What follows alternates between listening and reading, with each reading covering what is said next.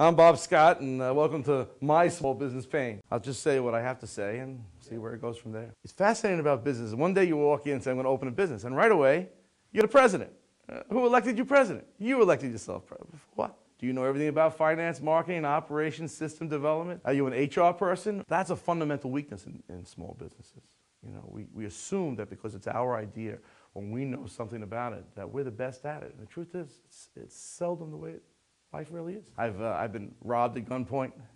I've had employees steal from me in large amounts of money. I've had false friends that turned out they were only interested in their own future and whatever money they can get out of it. So I've experienced it all. And when I go in to meet a client for the first time, there's really nothing they can tell me is going to shock me, that they haven't done this or they haven't done that properly, because I've been there and survived it, and so can they.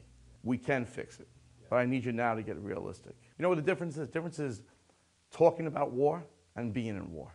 You know what I mean? You can have all the theories that you want, but as soon as the bullets start flying, man, you are in a whole different world.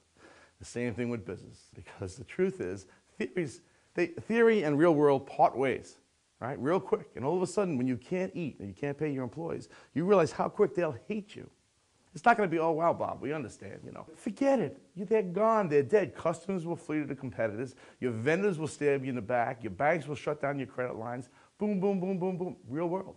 The road to riches in this country is independent businesses, but the part they don't tell you is how very few make it, right? So the message I try to give them is, well, wait a minute, you don't have to do this alone. That's a mistake I made. That's why I take this so passionately and so seriously. It's not a joke to me. I'm not always right. This is what I've seen happen 100 times. Let's consider this. I'm accountability partners for everything from diamond dealers to door manufacturers all over the place. Retail, wholesale, internet-based businesses. For the owner, it's lonely at the top, and it's almost impossible to self-correct. And that's what destroyed me in my business. I spent a long time studying. I need to understand what happened. No one said to me, hey, Bob, stop. You know, it's great that you're building a business of $7 million, but how are you going to pay for it? And how are you going to ship it? How are you going to handle it? I failed. And there was a time I would never even admit that. I wouldn't even admit that I failed. But you know what? I failed. I'm proud I failed. Because if I didn't fail, the 99% of the world that never even tries has no right to have an opinion about me or about you.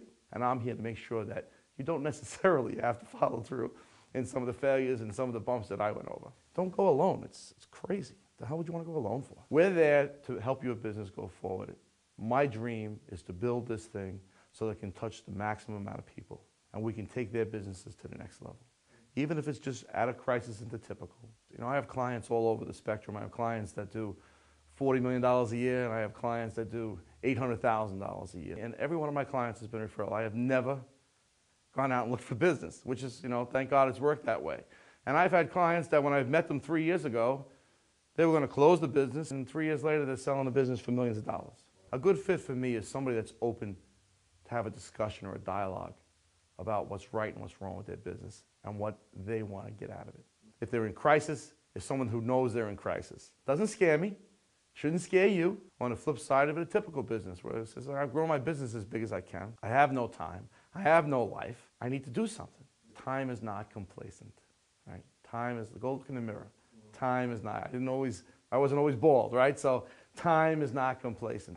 And the problem with typical businesses, they go into this realm of just another day, right? It's another day I'll make another video. It's another day I'll sell another diamond. It's another day I'll build another door, or whatever I'm going to do. It's just another day to get trapped. You're going to wake up one day 10 years older and say, what happened? It all ties down to looking at business differently, and this is where I come in to help. Your business is a means to an end, and that end is your real business. Being able to turn around one day and say, I'm free. I've seen hundreds of examples of things that people do right and hundreds of examples of things that people do wrong. Once we have a clear picture, I'm all for the charge. Let's go make it happen.